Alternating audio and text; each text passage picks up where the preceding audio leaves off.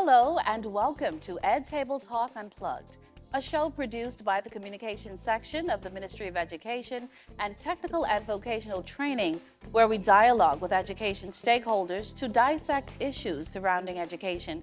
This season, our focus is on the most critical years of learning, early childhood education. Today's discussion, developmentally appropriate high-quality programs for preschoolers. An interesting and timely topic, as in many cases there seems to be a lack of awareness as to the level of thought that is needed at the foundational stage. Target 4.2 of the UN Sustainable Development Goal is to ensure that by 2030, all girls and boys have access to quality early childhood development, care, and pre-primary education so that they are ready for primary education. Components and characteristics of a high-quality program include a developmentally appropriate curriculum, teachers with adequate training, a safe environment, small group size, and low adult-to-child ratios, and communication between parents and teachers. With all of that said, I am pleased to have with me today the professionals in this area. Senior Education Officer for the Early Childhood Section, Ms. Ellen Rodriguez, and Roberta Delancey, a teacher at Sister Annie Thompson Preschool. They'll be joining me in this first segment. Ladies, welcome. Thank you. I am pleased to have you on the show today on this timely topic. We know in recent years, as a nation, we seem to have taken preschool education more importantly now, we see it as something that is critical, but before, not so much. And as a result, we've been raising the bar. So I'm going to start with you, Ms. Rodriguez. Why are national standards important? So when we think of national standards, let us put it into the context of parents who have to really take their little darlings, babies, and preschool children into learning environments. And in fact, children spend most of their day in an early childhood setting, whether it's a nursery or a preschool. And so standards are very important really to ensure quality assurance in order to make sure that children are in a safe, healthy learning environment. Mm-hmm. Agreed. You have anything to add to that? Why do you think it's important to have national standards? I think it's important to have national standards because teachers also need something that can guide them in delivering the best for these children who are placed in our care. Mm-hmm. Exactly. You have to have some rubric to go by. Yes. Exactly. So some may have the notion that teaching preschool, that's simple. All these children need to know is 1, 2, 3, ABC. But preschool education, the foundation, that's very critical. And you need your best teachers, very intelligent teachers at the foundation. You would agree? Yes. All right. So with that said, tell me, why is a high quality education so important for our little babies? So when we continue on looking at standards and a high quality program for children, one of the standards actually speaks to having in place trained staff. And in that training, they're required to have specific training, especially in early childhood care and education. In addition to that, we know that little children, there are accidents sometimes. So there are additional training required for first aid training. That's necessary, as well as having training in food handlers, handling food, because we are dealing with little ones, they need that care on food preparation. So all of that really comes into training for teachers working with preschool students. So that's very important. Yes, it's a lot that you have to deal with when dealing with small children who are still developing physically as well as mentally, emotionally. Oh, it's a lot. It's a lot. And you as a teacher, I know you can speak to that. Yes. It's definitely important, like you say, for those developmental areas and growth. And they take these learning experiences and opportunities throughout the rest of their lives. That's it. That's the key thing right there. So what are some of the characteristics of a high-quality developmental program? Okay, so some of the characteristics, again, it's going to tie in with standards. So when we look at health and safety, that's going to be a component. You want to ensure that children are having healthy, nutritious meals. You also want to have parental involvement, family engagement, the community being involved as well. And so we know that there are other stakeholders involved. There is the health, children immunization, that is important. Also, when we look at with the quality, the learning environment, the physical environment is important, how it is set up for safety indoor as well as outdoor, because all of that comes into play within the environment. Yes. Let's focus on you as a teacher. Someone still in the system, Ms. Rodriguez. She might be a little out of touch now. Only kidding. But you are, what school are you at? I'm at Sister Annie Thompson Preschool. Right, Sister Annie Thompson Preschool. Yes. From your perspective, what steps do you take in the classroom to ensure that you're delivering quality, high quality instruction to your little darlings? Well, first of all, I try to create a community of caring learners. And so the atmosphere may be one where children are comfortable sharing, socializing with their peers and teachers. And then also teaching to support the learning and development of the students. And then after that, basically assessing to find out where they are in their developmental stage, and then adapting the curriculum and lessons to focus on the needs of each child. Wow, that is excellent. That is excellent. You can see that you're not just an ad hoc teacher. You have a strategy and a plan. And with that said, going into the classroom, you may have had a certain perspective on how you saw the teaching of these little ones to be. Has your perspective changed throughout? How long have you been teaching? I've been teaching for 13 years. 13 years, so that's over a decade. So over that span of time, has your perspective changed when it comes to how you approach teaching these little ones? Definitely. I have had different sets of students over the past years, and so they're not all the same for sure. And so, you get to know each child and what their needs are. And so it definitely has changed. You just plan and teach to meet those needs of each student. Right. And Ms. Rodriguez, you want to expand on that? How meeting the needs, specific needs of students in the classroom, not just putting everyone under the same umbrella, treating every child as the same. You want to elaborate on that? We're going to have another segment that's actually going to be getting into like the developmentally appropriate activities for students. And so what we encourage teachers to do is to conduct an assessment, a pre-assessment of students when they are actually coming into preschool to find out where the students are at, and not just teach really what's from the curriculum, but teach based on the needs of the students. And so that is really important because it's not a one-size-fits-all. And so you have to really think individually of what each child needs. And so that is going to be important in the planning process. Indeed, indeed. Thank you, ladies. It's certainly been a pleasure in this brief time. But right now we'll take a break. And when we return, joining me for our next segment will be Dr. Deontay Turnquest, an assistant professor at the University of the Bahamas.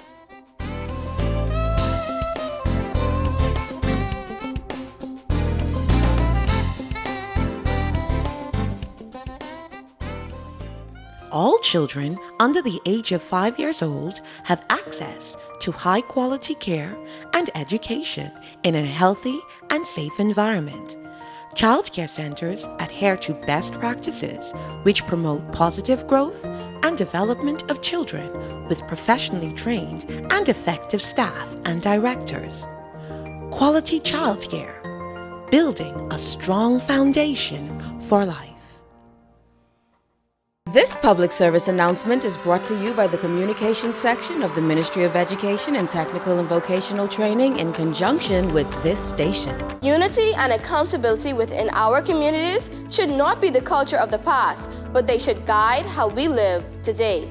At the heart of our communities are our children, the future pillars of our nation. Together, we need to protect our future by making sure our children attend school. Committed to our future, the Ministry of Education and Technical and Vocational Training has established a toll-free hotline to provide a confidential and supportive channel for concerned citizens to report students who are not in attendance at school. Join us in weaving the fabric of a stronger community. Make a commitment to each child's success. Mark it or rock it. Make a complaint or raise a concern by calling 42-CHILD. That's 422-4453 or 727-7081 in Grand Bahama. Remember, every child counts, and as keepers of our community, our children, our future is everyone's business. This public service announcement was brought to you by the Communications section of the Ministry of Education and Technical and Vocational Training in conjunction with this station.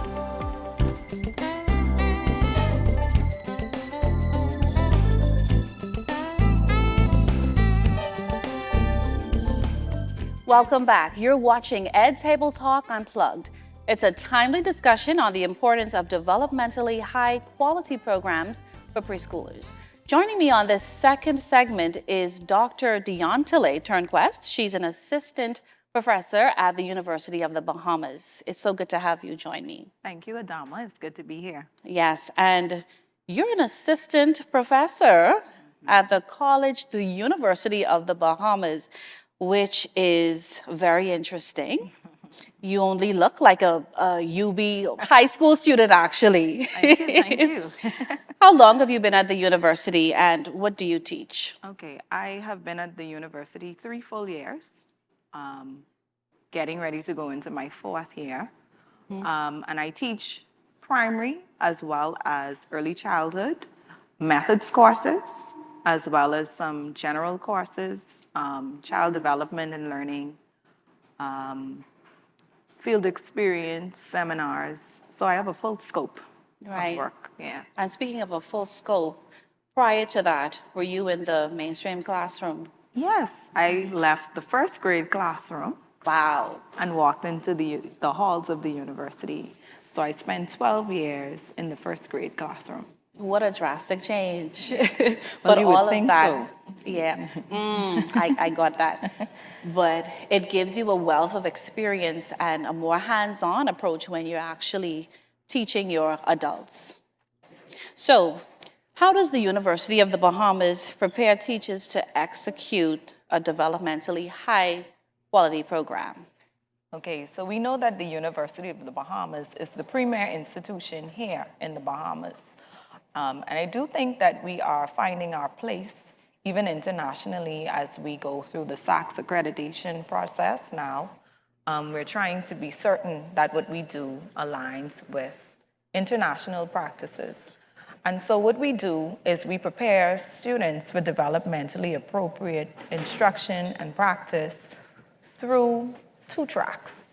So the first track would come with a student that studies a Bachelor's of Education with primary certification. And that student would be exposed to the holistic primary environment, which would deal with early childhood students as well as adolescents or children that are just a little bit older and require a little bit less. What people don't understand is how clinical teaching is, especially at the early childhood level. And so we look at the clinical, the theoretical, as well as the practical aspects of teaching in that primary certification. Then track 2 is the early childhood option, okay? And so a student in that program would focus specifically on what it takes to teach very young learners. And like I just said, it's very clinical. There's much to consider when teaching those children. So we look at the the methodologies, the strategies. We look at the way you prepare a lesson. We look at the social emotional considerations that you have to be cognizant of while teaching. So we zero in on all of the facets of developmentally appropriate practice. The whole gamut. So is there currently a high volume of persons who come into the university wanting to study early childhood education? Well, university enrollment since COVID has been down globally. And so we find that we do have the larger group of persons coming in, and I believe that it's a misled approach, because you would think that teaching young children is simple, right? So usually when they come in, they find that it's something totally different. Yeah, you preempted my next question, because I would like to know if when they come in initially, if it's exactly what they expect. Are there expectations of the courses or of that journey being a preschool teacher? Are those expectations realistic on their part? I wouldn't say that they're realistic, and I do believe that they're misinformed, because anything that we do, we draw on experience. So we know in preschool we learned how to count, we learned how to write, but what's beautiful about early childhood education, much of what we're taught, we don't remember that we had to be taught those things. And so because we don't remember that we had to be taught those things, we don't understand how difficult the plight of an early childhood educator is. And so I believe when that reality hits, although they don't run away screaming, they are given a taste of reality. Right, and are most of them willing to do what it takes to get to that point where they can deliver a high quality development? Well, they stick with it. We don't have a mass exodus from the program. We have a lot of people completing the program. So I don't think that they give up. I think that they grab the bull by the horns and keep going. Wow. So where do you see the future as we wrap up this segment, because we're almost out of time? Where do you see the University of the Bahamas preschool or early childhood section going? How do you see it improving to meet the demands? Okay, so with the SACS accreditation, as I alluded to earlier, we are being forced to look at exactly what we do, why we do it. And so we're in an improvement frame of mind now. And so we're learning that we can offer our students more of practice and less simulation.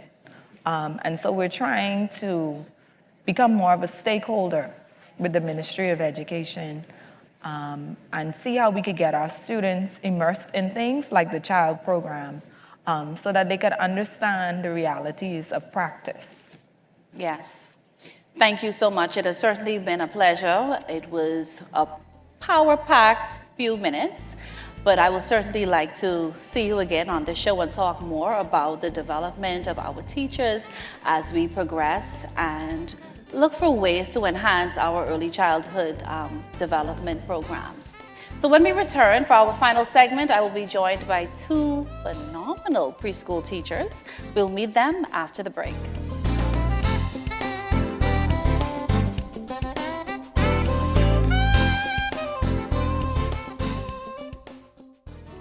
A secure, nurturing, and stimulating home is fundamental to positive child development. Healthy families support learning, provide guidance, and promote the holistic development of each child. Parents partner with teachers and caregivers for optimum learning experiences at home and at school. Healthy families, building a strong foundation for life. This public service announcement is brought to you by the Communications section of the Ministry of Education and Technical and Vocational Training in conjunction with this station. Unity and accountability within our communities should not be the culture of the past, but they should guide how we live today. At the heart of our communities are children, the future pillars of our nation.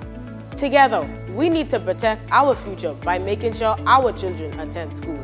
Committed to protecting our future, the Ministry of Education and Technical and Vocational Training has established a toll-free hotline to provide a confidential and supportive channel for concerned citizens to report students who are not in attendance at school.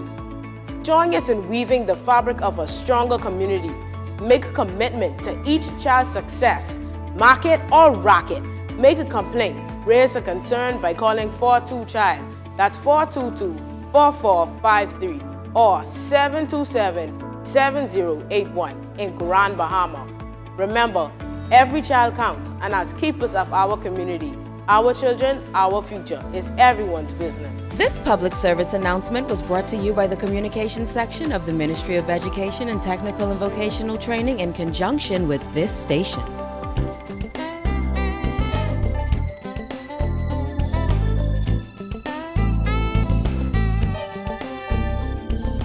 Welcome back to Ed Table Talk Unplugged. We're talking about the importance of high-quality preschool programs. And to put the icing on the cake right now in this final segment are teachers Veronica Roll and Ms. Robin McCoy. Welcome, ladies. Thank you for having me. Thank you. It is certainly a pleasure to have you both. Now, I remember I taught preschool for probably a year. That should tell you something. At the time, I was a CLB student, and I said, how do people do it? So I applaud you. Thank you. That's my introduction, all right? So we're talking about developmentally appropriate activities. What is meant by that term, developmentally appropriate? Either one of you can answer. Okay, so by the term developmental appropriate activities, it's basically being able to, I guess, engage our students at the level that they come in to the preschool with. So what we do is we give them pre-tests, pre-assessments, and that is able to tell us if a child can come in writing their name. We have two levels. We have 4-year-olds and 3-year-olds, so different expectations. So myself, I'm a 3-year-old teacher. So some of my students, they should be able to identify certain colors. They're new to preschool.